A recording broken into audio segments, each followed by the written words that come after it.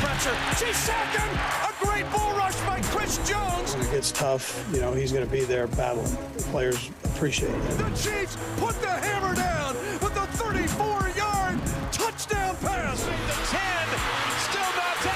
Oh, what a run out of this world. Big ball up the 20, 10, 5, touchdown.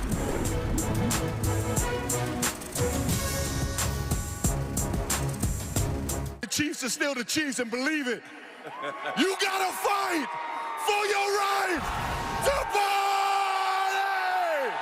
Chiefs Kingdom, you're champions of the AFC for the 4th time in 5 years. The Chiefs have the Lamar Hunt Trophy. Mitch Holthus with you, voice of the Chiefs, along with senior team reporter Matt McMullen. It never gets old. Pinch me, Matt. What an incredible victory here in Baltimore, 17-10. What a team to play in the 4th coldest game in NFL history against the Dolphins, to win it, to go to Buffalo and to beat the Buffalo Bills in Buffalo, then to come here against the #1 seed Baltimore Ravens. Patrick Mahomes was the biggest underdog he's ever been since week 2 of his career during his rookie season, essentially, his 2nd year as a pro, his 1st year as a starter. He comes in here and he wins. This is a legendary run by a legendary team. You got to enjoy every minute of it.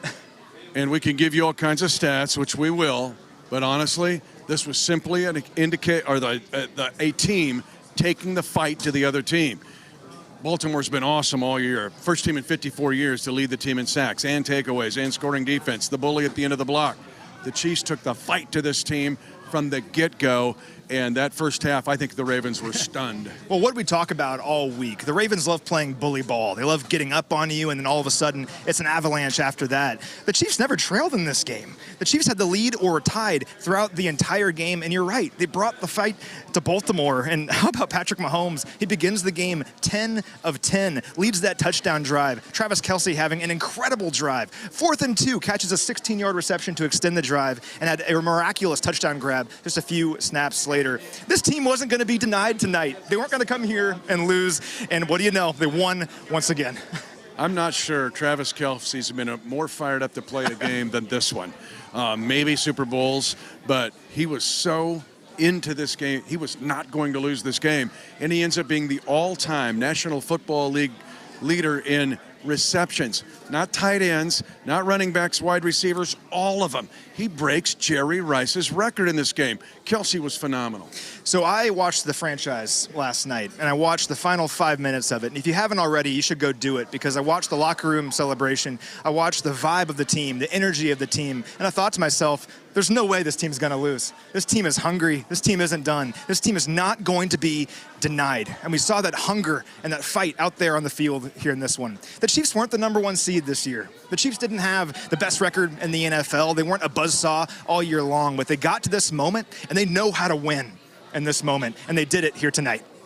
And Mahomes' 19-yard throw to Kelce, I said on the air, it was like taking gray tape and wrapping the football around his torso. It was an incredible throw against great coverage by Kyle Hamilton, and it did not matter. That play was symbolic of what Kelce and Mahomes have done all their careers together. It really was, just stepping up in the biggest of moments. I still can't believe he caught that. Just an incredible reception. And look at his numbers for the game. Has 11 catches, 116 yards, and a touchdown. Amazing stuff from Travis Kelce. And how about Marquez Valdes-Scantling? At the very end of the game, it's been an up and down year for him. We all know that. But in the biggest moment of his life, he stepped up, he made that catch, and we're going home as AFC champions. That sent the whole Ravens flock to the x-ray room because that broke their back, honestly, with that 32-yard catch on 3rd down and 9. But when you also look at what Kelce did, 100 yards receiving in this game, did it for the 8th time in the postseason. That ties Jerry Rice's record. And Butker nails the 52-yarder right before the end of the half. That ties Adam Vinatieri's all-time NFL record of 50-plus yard field goals. Butker's been such a weapon this year, and he does it again at the end of the half against the Ravens. Special teams are so critical tonight, and when you're playing a team like Baltimore, who is so good in every single phase, you got to win in the margins, and we won on special teams here tonight. Also, Tommy Townsend, how about pinning him down at the 1-yard line? The special teams were nearly flawless here in this one of the many reasons we're going home with a victory. But this team, defensively, we're going to talk about it later in this Chiefs Rewind, but first, let's go to the podium. All right. I don't have any injuries for you right now, so I'll have to get them to you tomorrow. But my hat goes off to the Ravens and the city here of Baltimore. You've got a great football team. We appreciated your hospitality. It's a great environment to play in. And then how about the Chiefs? What a great deal that was. I thought our guys played hard, aggressive football. It always starts with the offensive defensive line. They came out, with a purpose here and played their hearts out. Pat Mahomes did a great job again, as he normally does, but starting the game off with 11 completions, straight completions, that's something special. And then to manage the game, things that get kind of thrown by the side is him taking a sack there at the end. So as opposed to trying to fit the ball in, he took the sack, kept the clock running. Good things happened there at that particular time. So, and then our defense was outstanding. We were able to get a lead, and we were able to maintain that lead and did it with great personality there. So as they've done throughout the season. But my hat goes out to Spags, to Nags, and to Tobe for the jobs that they've done as coordinators, putting things together, and most of all keeping the hope up, right, when things weren't maybe going as well. MVS is a picture of that. So people coming down on him everywhere. He keeps it right there and does a great job with it. I thought he was just phenomenal. That kid, he's taken a beating here, and he was able to just hang in there and battle. So anyways, time's yours. Andy, that pass to MVS at the end, was that difficult to call? Yeah, it wasn't hard to call. I mean, just a couple words. It was zero blitz. We knew it was going to be zero blitz, and or at least had a good idea. I mean, you never really know, but we thought we knew. So, and it was, and it got MVS, in a great position right there. I'm losing my voice here. Got him in a great position to make the play. Travis was unlike we've seen him in quite some time during the week, and he was talking about how this game meant more to him than any other game. Certainly before the game and after the game, he looked like he was pumped up. Listen, he's Travis is always fired up. He's always fired up. But with the playoffs, he's even more so. And so I never worry about him being ready to go. He's always right there and just brings that emotion to the guys, that just secure feeling that we're going to go get this thing no matter what. And don't think of anything opposite that. We're going to get it. So I appreciate his attitude always. And he's just added a little bit to it. And I think that week off helped him. So just for him to be able to get a little bit of rest and get in there and go. Andy, this team has been doubted at certain times throughout the season. Just what stands out about the adversity of this group to punch another ticket to the Super Bowl? Yeah, I mean, easily you could fold. I told you that after our last game against Buffalo, the thing that stood out to me most was just the positive attitude on the sideline. Through the highs and the lows of positive attitude, that kind of tells you the season, gives you the whole story there. The guys never doubted. They just, they put themselves in a position where you had a chance, and they took care of that. And it was a great attitude on this team. Just related to that, Andy, I mean, when you the story of how you got here, is that what it is? This is a little different chapter this season than it's been. Yeah, listen, I think so. One thing, Vahe, it's tough to back seasons. That's a tough thing. You played a lot of football games, and you've got to work through that. You got to work through that mentally. That's not an easy thing. And so I'm so happy for the guys and how they handled that. And when it came time to put the hammer down, they put the hammer down, which was important. And the best part is we're not done. We've got another game, and you love these seasons to carry on as long as they can possibly carry on, and we're there. And that's and now we've got to get right back at it and start grinding for whoever wins this game here. We were talking about this a little bit before. Is there a cumulative mental wear and tear? It's not just one season. Isn't that a big cumulative? All these years put together. What does that say about your team? So what you get when I say that, what you get is everybody's best shot. So every week you're gonna get the best shot, and so you get no games off for any of that stuff. There's not any in the NFL anyways, but there's no games off. There's no light opponent. You've got to bring it every week. And so, again, to be in this position, that tells you a little bit something about the mental makeup of this football team. All right, hey guys, we got to go really fast here. Go ahead, Mark. When you talked earlier, Andrew, about sort of keeping hope up throughout all this season, did you have your hope still at any moment that you sort of doubted your ability to be back in this spot? I've never doubted, no. That's not how we roll, so never doubt. Go ahead. Andy, your defensive game plan, how difficult was that to come up with, and how do you feel like you guys executed? I thought we did a great job. That's an explosive offense. You start looking at categories of efficiency, and they're number one in a few spots there. So you've got to make sure when you come in with that you keep that quarterback somewhat in the pocket the best you can, and he's an unbelievable competitor. So I thought our guys were able to do that up front. I thought our linebackers did a good job. We asked them to not only cover tight ends, a great tight end, but also these receivers at times. So we could, Spags had a variety of things he was throwing at them at the offense, and I thought our guys did a nice job with all that. Last one. And Coach, speaking of defense, the defensive guys had shirts that said "In Spags We Trust." Just want to get your thoughts on it. Yeah, no. I heard it was because his wife moved in, to back here, to Kansas City, which is a great thing. She's also a phenomenal cook. We appreciate her desserts. She makes great banana cream pudding, which she's done every week this season. So, anyways, Spags, I've known him a long time, since the old college days. So I just appreciated his effort and putting all these game plans together. He's not, he and I are about almost the same age, so we've seen a couple games. All right, thank you. All right, good. Thanks, Coach. All right, we'll take a few questions with Clark. And All right, I'd like to open up by just congratulating Coach Reed, his staff, and all the players on a tremendous performance tonight. Baltimore had an outstanding season, a great football team, a complete football team. And I thought Andy and his staff had the guys ready to go tonight from minute one. The defense obviously did a great job of buckling down and helping us get the victory in the second half.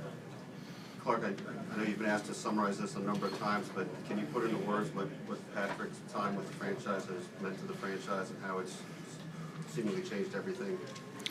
Yeah, well, Patrick's a special player and also a special person, and the fact that we got to participate in our sixth straight AFC Championship game tonight, and we're heading to another Super Bowl, I think tells you all you need to know about him as a person, as a player, but he's also a special person, and I just want to mention, and he's here in the room with us, that I appreciate him giving a shout out to my mom on the stage tonight. And just to that point too, I mean, there's awareness of that, but obviously your own acute awareness of that. What's that feel like right now for you to have this in honor of your mom that way? Yeah, well, it's a special time for our family all the way around, getting to participate in these games where we get to compete for the Lamar Hunt Trophy. This year's probably more poignant because my mom's not here for the first time, and she was definitely in the back of our minds throughout the week and tonight. Adam. Clark, after that Christmas Day game, you lost, I think, 5 of 8, and things didn't look great. Was there something that told you that maybe this was realistic, that this was possible, this was going to happen? Yes.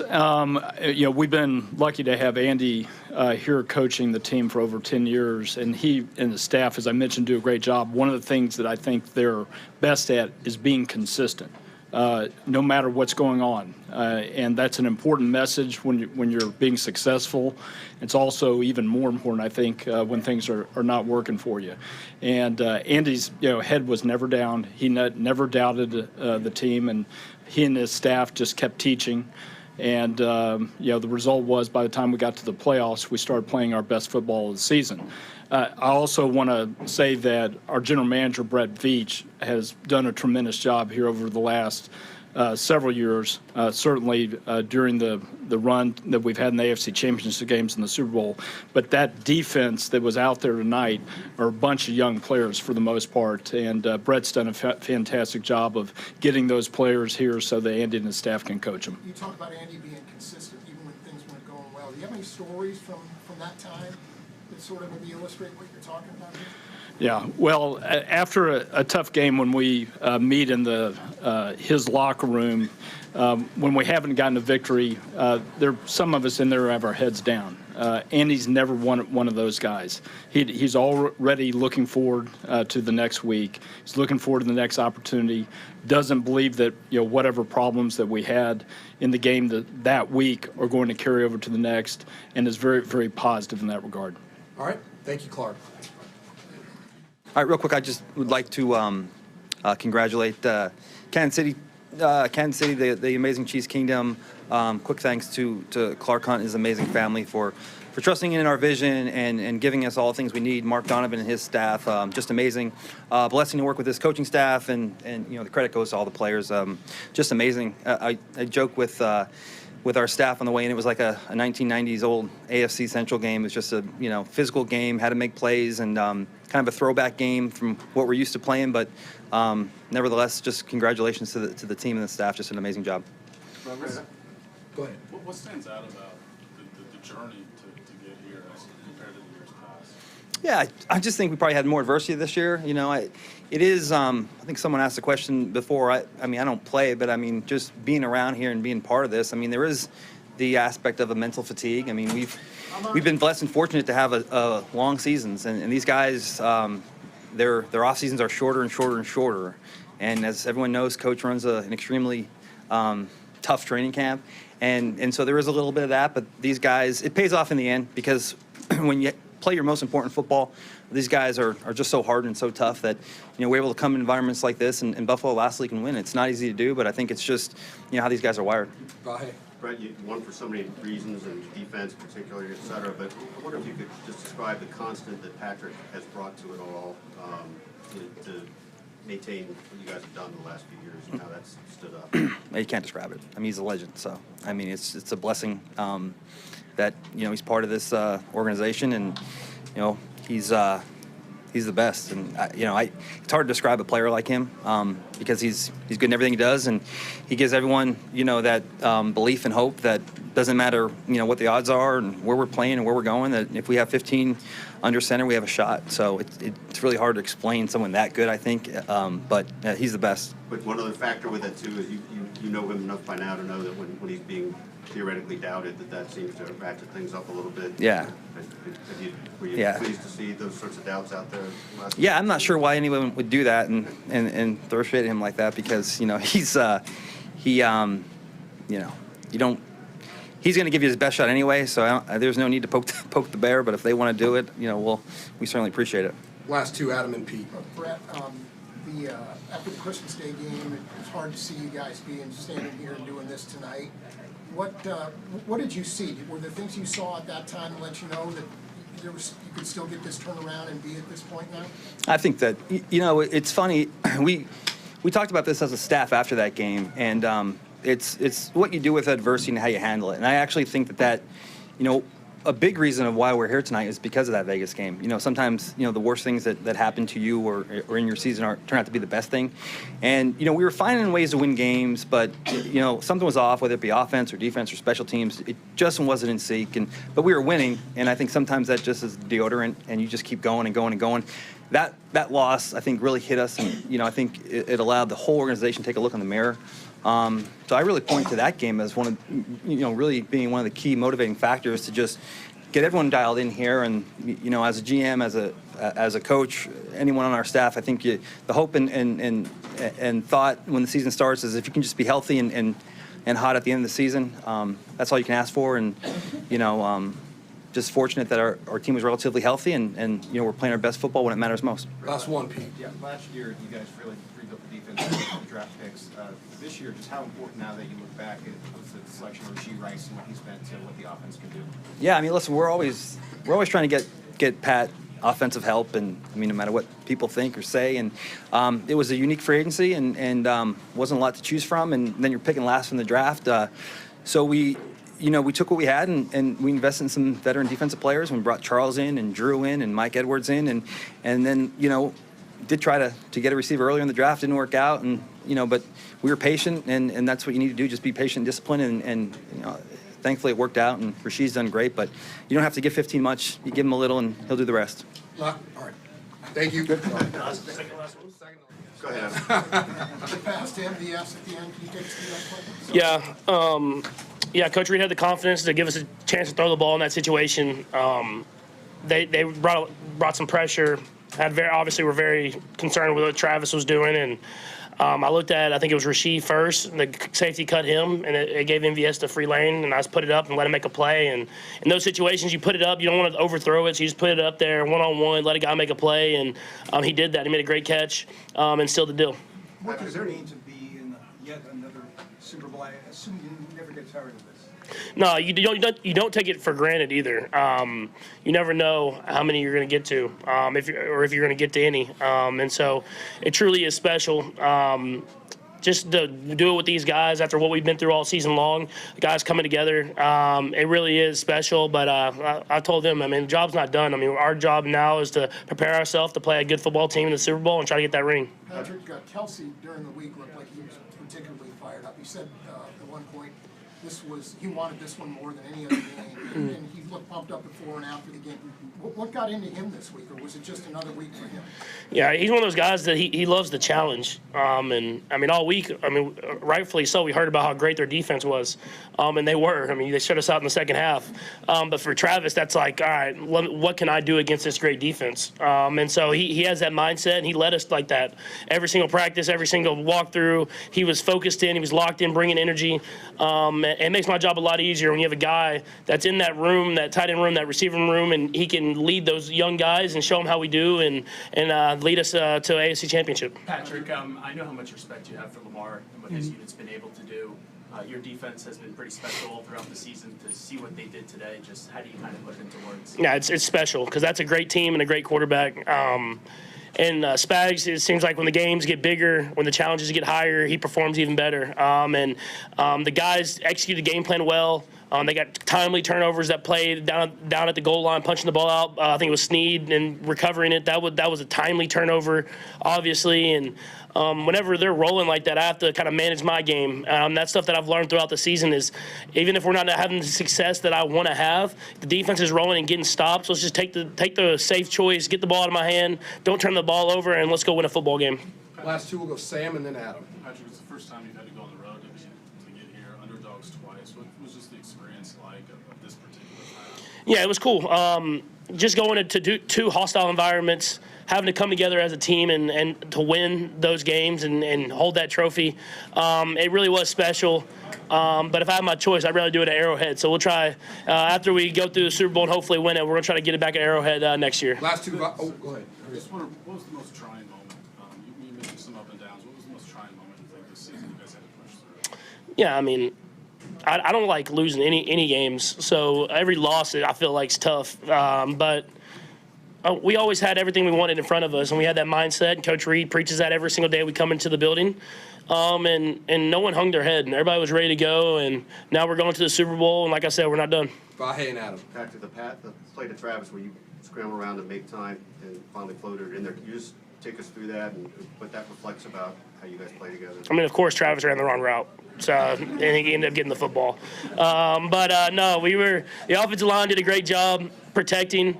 I was trying to find a way to run, but they were doing a good job of containing me with the D line. And then Travis just worked his way to get open, and when he's one-on-one, I give him a chance, and I threw the ball, and he made a heck of a catch. He's a special player, man, and I always say it, but when the lights get brighter, he plays better, and that's the true mark of a champion, and that's what he is. Last one, Adam. Patrick, you heard Clark talking a minute ago about what Andy's like after a loss. What's it like from your perspective? After a loss versus after when you guys play well and win? There's no difference. The only time I've seen Coach Reed kind of a little bit more excited is after winning the Super Bowl. Other than that, it's like the same exact person, but that's what you need. You need your leader to be calm, win, loss, no matter what it is, the same person, come to work every single day and put that work in, and let us be who we are. And he talks about showing your personality and lets us be who we are every single day, but he has that demeanor to show that no matter what the challenge is, we can go out there and attack it. All right, thank you. 1. Heck yeah, the Lamar Hunt Trophy is back in the hands of our QB1, Patrick Mahomes. What about taking the fight to these guys? Yeah, no, it was a lot of fun. I mean, that's a heck of a football team, and it took everybody, and I was so proud of how our team played offense, defense, special teams, and came out with the win and got this trophy. 10 out of 10 to start the game. What got you going in the rhythm? And that's the president, ladies and gentlemen. 10 out of 10 to start the game. Yeah, I mean, Coach Reed and Coach Nagy and all the offensive coaches had a great game plan. I knew I had to get the ball in my hand, not let their D-line get to me early, and guys made plays happen. If you look at the catch, Trav made a couple of them, and some of those other guys made tough catches and tough spots and got upfield, and we executed the game plan well. Let's talk about the 19-yard touchdown. I said on the air, you took gray tape and wrapped it around Kelsey's torso. What a throw, one of your best, and Kelsey's catch. Yeah, I mean, one-on-one matchup, and that's a great player he was going against. But anytime I have that one-on-one matchup with Travis, I'm going to give him a chance, and he made a heck of a catch and got in the end zone and got that momentum in our favor early. Last week, you guys got the duo NFL record. He's the all-time receiver in NFL history, taking out Jerry Rice. What does that mean for you? He's a champion, man. That's what he is. He steps up to the occasion. He makes plays whenever it doesn't look like it should be made, and he has the mindset to lead us on the field. And it helps me a ton to have that guy on my team, not only on the field but off the field as well, of leading this team the right way. Our defensive guys talk about you all the time. So do our defensive coaches. What about the defensive effort in this game and how close this team, offense to defense? Yeah, I had to learn and grow up as a quarterback, and seeing this defense all year long, I've learned that sometimes I got to let them play, let them be the show, and that's what they were today. We didn't score in the second half, but I knew if I just didn't turn the ball over, we were going to win the football game, and that's just how this team rolls. Is we're going to win no matter how it happens. It doesn't have to be big stats. It doesn't have to be a show. We're going to go out there and just dominate and find a way to get the win. 2 more questions. The 32-yarder to Quez that broke their back. Walk us through that play, and what'd you see? Yeah, they were bringing pressure. They brought the safety down. They had a lot of attention on Travis, and I think it was Rasheed I looked at first, and that safety cut Rasheed, and then I had Quez one-on-one, and I just put it up in the air and let him make a play, and he made a heck of a catch. That was a tough catch, falling backwards, with the ball kind of left a little inside. I mean, he's worked all year long to make that play, and he's made them these last few weeks. It reminded me of a Cincinnati catch last year in the AFC Championship game. Okay. Now, get ready to go to Super Bowl 58. What's your message to the whole Chiefs Kingdom? Yeah, we're not done. We have the mindset of we're going to try to go out there and win that game. And we know it's going to be a great challenge, but I'll see you there. It's going to be a lot of fun in Vegas. Let's go. QB1, Patrick Mahomes.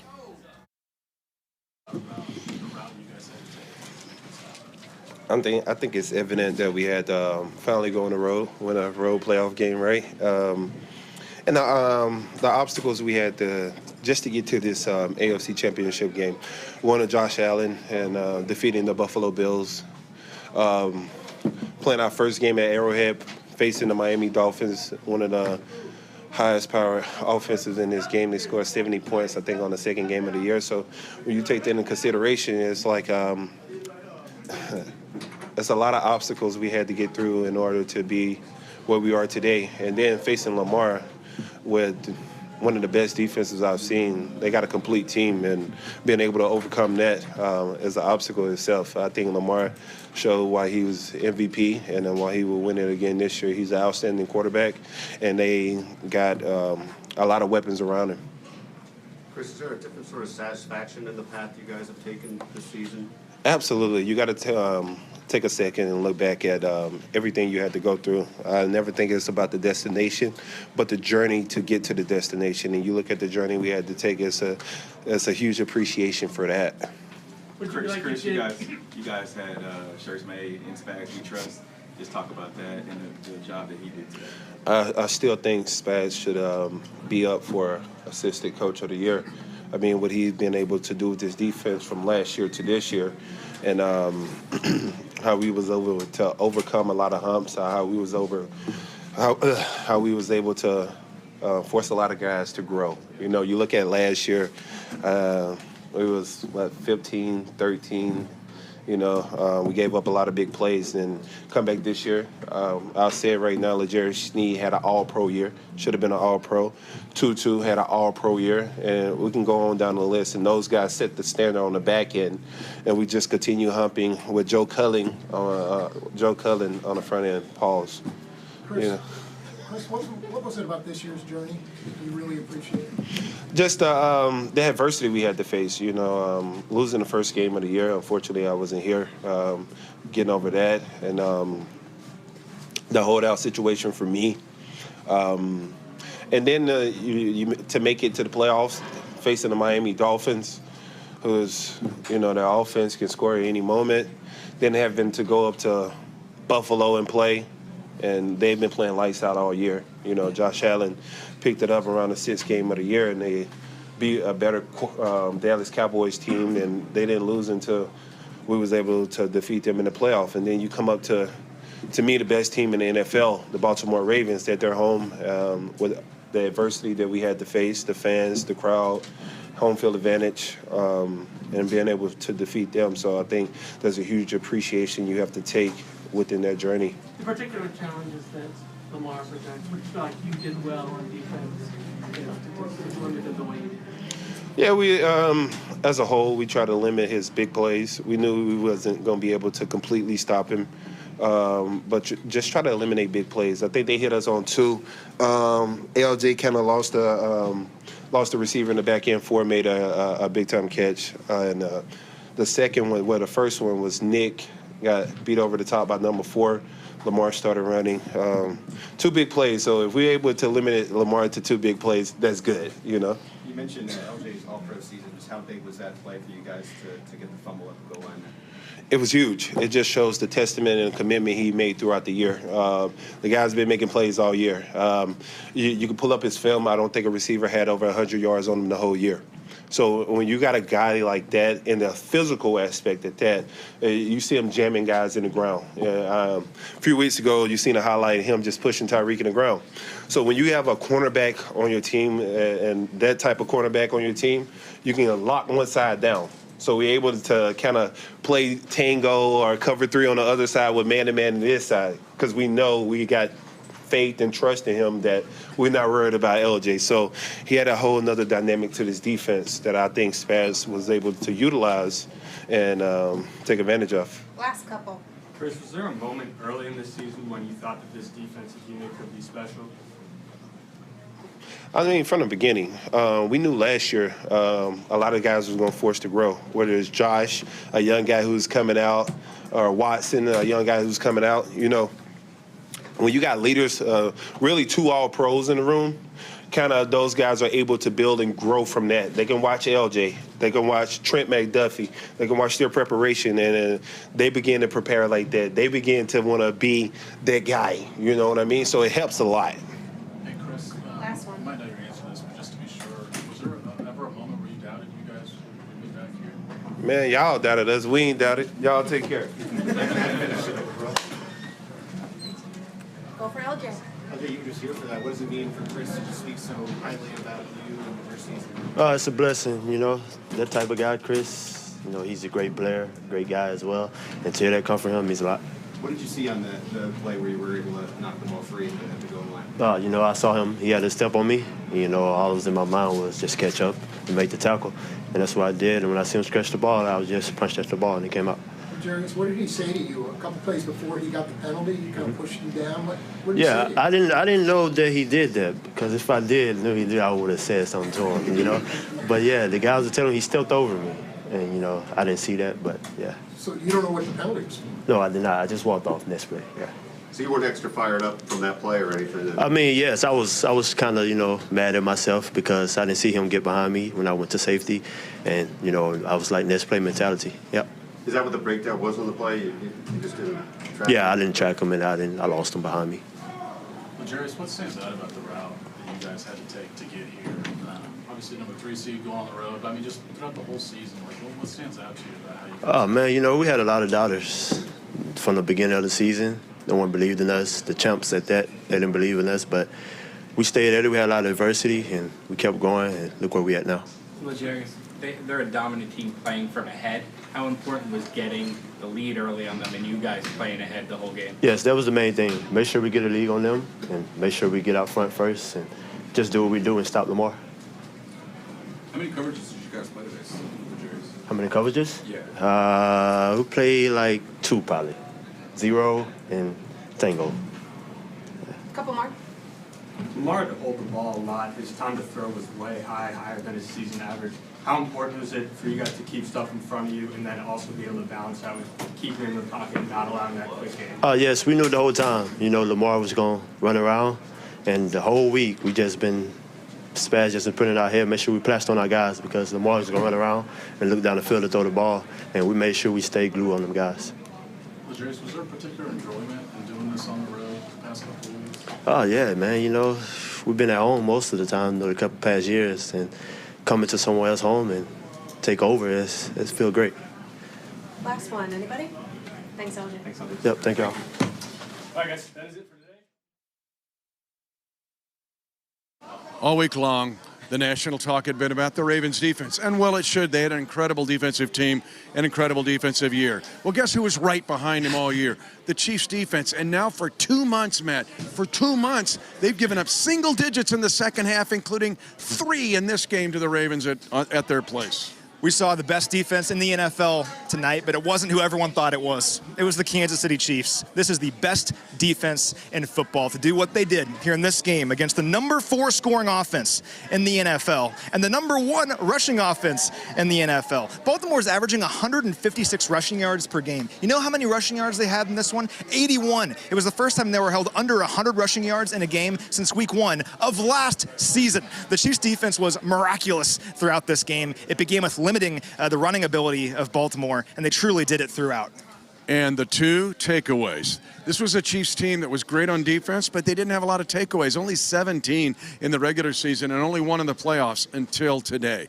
2 at the goal line. Snead strips Zay Flowers right before he crosses the goal line, recovered by McDuffie. And Deion Bush, the special teams ace, gets a pick. How cool is it that Mike Edwards got hurt? And we always talk about next man up. Well, Deion Bush goes in the game. His number is called, and he picks off Lamar Jackson in the end zone. This defense was just tremendous throughout the game, and they defended every single blade of grass. It would be so easy for any defense when the Ravens were rolling there, and Zay Flowers was running toward the end zone. They had the big play a couple snaps earlier.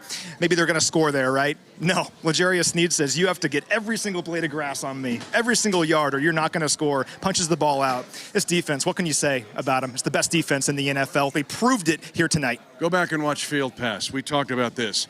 I thought playoff experience was huge in this game. Baltimore lost their cool. Roquan Smith running over Trey Smith for 15 easy yards. The Chiefs now came into this game with 318 playoff wins as a team. The first and second year guys were 49-0. Well, add another like 11. They're going to go to the Super Bowl at about 62-0 if you're a first or second year player for the Chiefs. Remarkable victory. Great team win. What a moment. What a moment. And again, with MVS, I think it speaks to that experience. And Patrick Mahomes and the entire offense. It's 3rd and 9. I believe there's still over 2 minutes left. If the Chiefs have to punt there, all of a sudden Baltimore is going to have a full 2 minutes to go down and maybe tie the game. No one panics. No one gets concerned. They say, let's pick up this first down. Let's get out of here with a victory. It says everything about this team. So let's, go back to the Super Bowl for the 4th time in 5 years. We will end this rewind celebrating a Lamar Hunt trophy. We'll say the same thing we did at the beginning. This was a team of resilience for the 4th time in 5 years. Chiefs Kingdom, you have the Lamar Hunt trophy. We're headed to Las Vegas for Super Bowl 58. He's Matt McMullen. I'm Mitch Holthus, voice of the Chiefs. Get ready to go get a Lombardi.